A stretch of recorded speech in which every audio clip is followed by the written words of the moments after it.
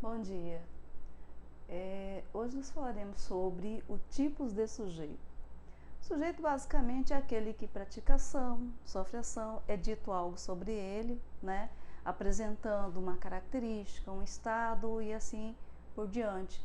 Os tipos de sujeitos são sujeito simples, sujeito composto, sujeito oculto, sujeito indeterminado e oração sem sujeito.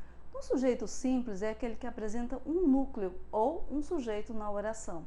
Se nós falamos assim, eu estou feliz, quantos núcleos ou quantos sujeitos tem na oração? Apenas o eu.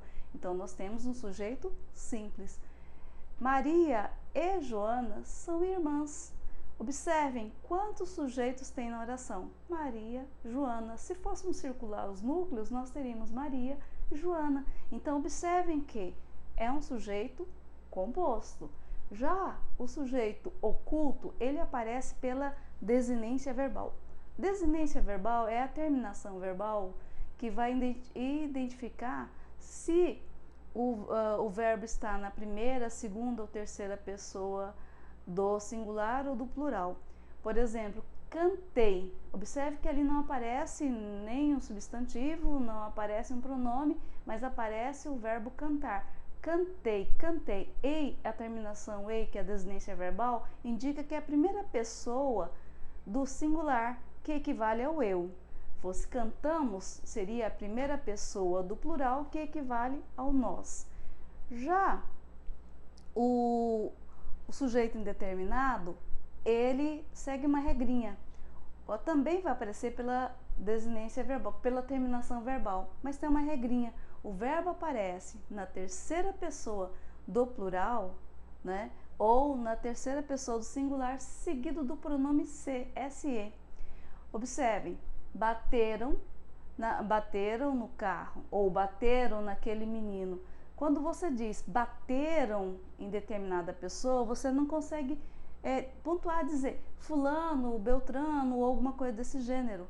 E quando nós temos vende-se um carro modelo 88, é aquela pergunta que fica aquele ponto de interrogação que fica na cabeça. Vende-se? Quem está vendendo o carro? Vende-se. Então também vende-se. O verbo na terceira pessoa do singular, seguido do se, que é o pronome apassivador se, né? Que vai indicar que é um sujeito indeterminado.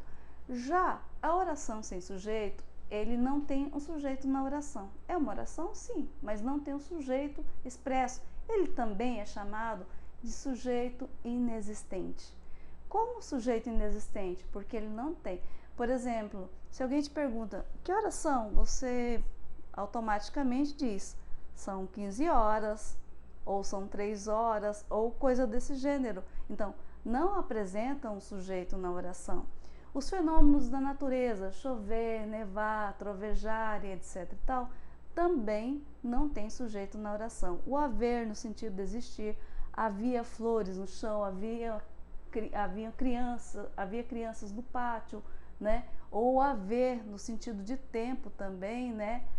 Há anos que não o vejo, ou a questão do tempo, faz frio. Então, quando não tem sujeito expresso na oração, ele é chamado de sujeito inexistente. Só retomando, sujeito simples é aquele que apresenta um núcleo. Sujeito composto que tem 2 ou mais núcleos. Sujeito oculto aparece pela terminação verbal, cantei, o ei, né? Cantamos e assim sucessivamente. Sujeito indeterminado, o verbo estará ou na terceira pessoa do plural, bateram em alguém, ou então correram, ou algo assim. Ou então o verbo na terceira pessoa do plural, seguido do pronome se. Vende-se, procura-se, precisa-se e assim por diante. E a oração sem sujeito é aquela oração que não possui sujeito expresso na oração, não está praticando nada, né? É como se dissesse, choveu muito. Quem choveu? Sim, né?